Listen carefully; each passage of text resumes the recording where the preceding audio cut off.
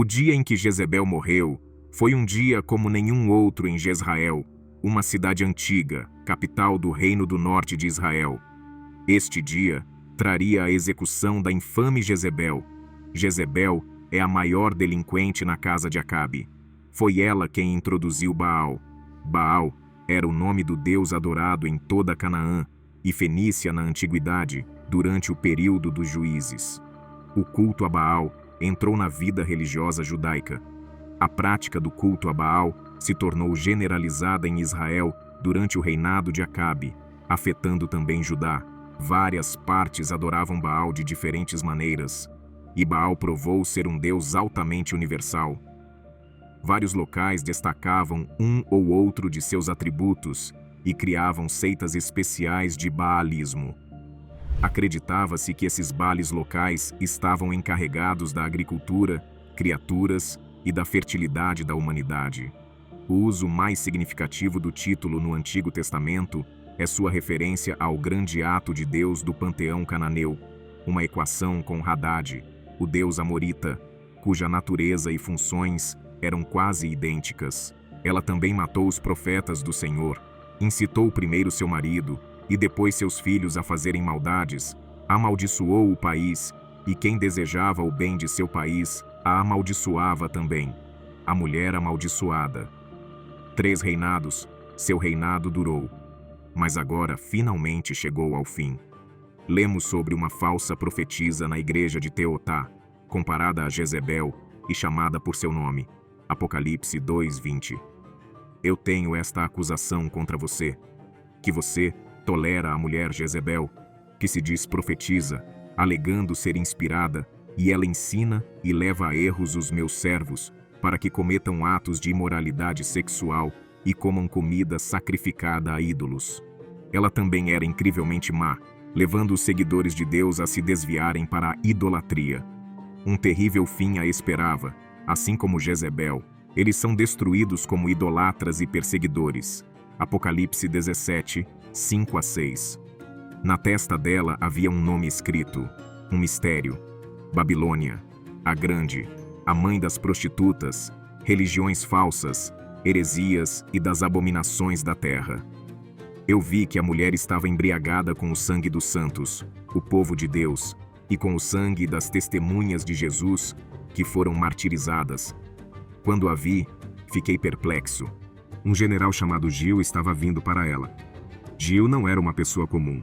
Ele era o tipo de julgamento que Deus havia colocado sobre a família de Jezebel. Tudo isso aconteceu com Jezebel por causa de um evento: o assassinato de Nabote. Jezebel havia assassinado um homem chamado Nabote para roubar sua propriedade, e o profeta Elias havia lançado uma maldição sobre ela e sua família. Nabote era um jezreelita que possuía uma vinha em Jezrael, perto do palácio do rei Acabe. Como estava tão perto do palácio, Acabe pensou que seria uma boa ideia transformar a vinha de Nabote em um jardim de vegetais. Portanto, o rei propôs compensar Nabote por sua vinha, ou fornecer-lhe outra vinha muito melhor em outra localização. No entanto, Nabote não queria desistir da propriedade que havia herdado de seus antepassados, e afirmou que a terra não seria vendida a qualquer preço.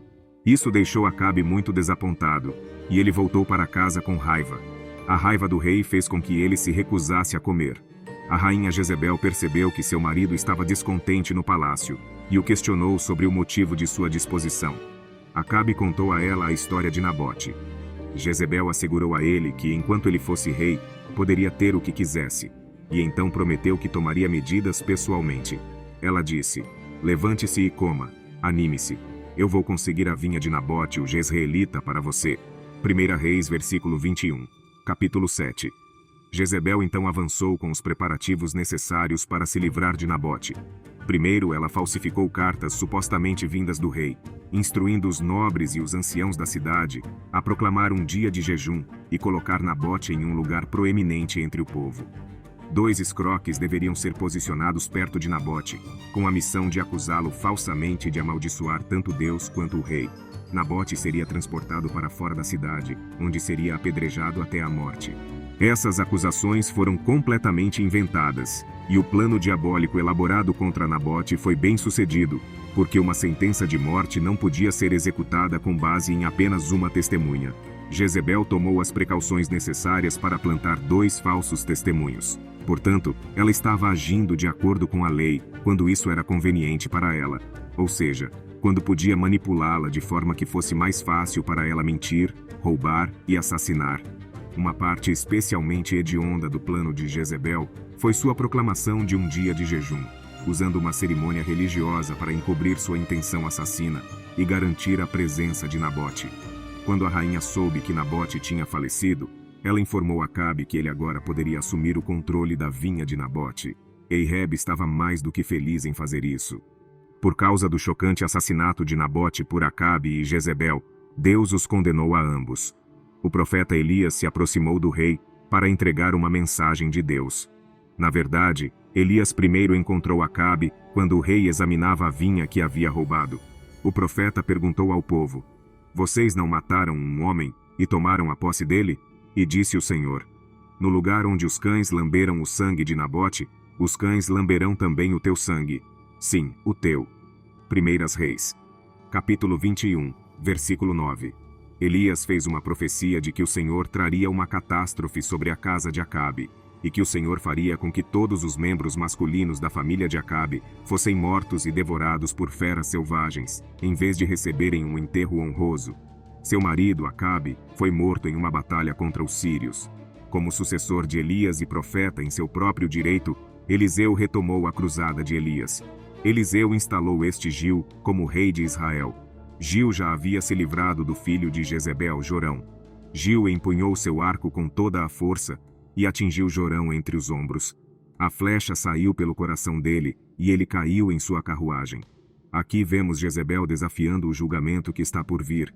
Ela soube que Gil havia executado seu filho e que ele havia lançado o corpo morto dele na porção de Nabote, de acordo com a palavra do Senhor, e que ele estava vindo para Jezrael, onde ela não podia deixar de esperar cair em seguida como sacrifício para a espada furiosa de Gil. Jezebel ouviu falar disso e agora vê como ela encontra seu destino. Ela se posicionou em uma janela à entrada do portão, em desafio a Gil, em vez de se esconder como alguém que temia a vingança divina.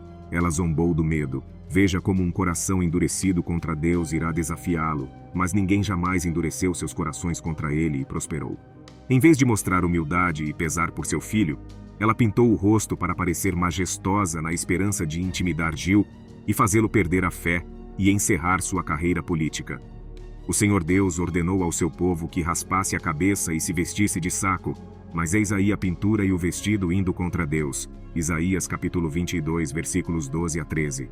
Portanto, naquele dia, o Senhor dos exércitos, chamou você para chorar e para lamentar, para raspar a cabeça e para usar vestes de saco. Mas olhe, há alegria e júbilo, abatimento e tristeza, matando bois e abatendo ovelhas, comendo carne e bebendo vinho. Vamos comer e beber, porque amanhã morreremos. Uma das maiores indicações de decadência é um coração impenitente em tempos de adversidade. Que aqueles que confiam em aparências externas examinem-se no espelho. Ela não tremeu diante de Gi, o instrumento da vingança de Deus. Em vez disso, ela fez a ameaçadora pergunta se ele tinha paz depois de matar seu mestre. Observe que, quando o trabalho de reforma já começou, é hora de perguntar quem está ao seu lado. Suas próprias servas a traíram e a entregaram a ele para executar sua vingança. 2 ou 3 mordomos olharam para Gi com uma expressão que o encorajou a acreditar que eles estavam ao seu lado, e ele os chamou, não para apreendê-la ou prendê-la até novas ordens, mas para imediatamente jogá-la para baixo, o que era uma forma de apedrejar criminosos, lançando-os de um lugar íngreme. Como resultado, ela experimentou as consequências da apedrejamento que havia infligido a Nabote. Eles a lançaram contra a parede, a calçada, e então os cavalos, todos cobertos de seu sangue, pisaram nela enquanto ela ainda estava viva. Isso foi a forma mais desprezível de morte que ela poderia ter, e os cães a completaram com vergonha e ruína de acordo com a profecia. Eles a jogaram no chão, e enquanto Gi estava dentro do palácio se refrescando, ela foi devorada pelos cães, e nada restou senão seu crânio nu. O rosto pintado desapareceu, e seus pés e mãos ficaram expostos. Os cães famintos não tinham consideração pela dignidade de sua linhagem. Para eles, a filha do rei estava no mesmo nível que qualquer outra pessoa. Mesmo que nós mimemos nossos corpos e os utilizemos para nosso próprio deleite, devemos entender quão breve será até que sejamos festa para os vermes sob a terra.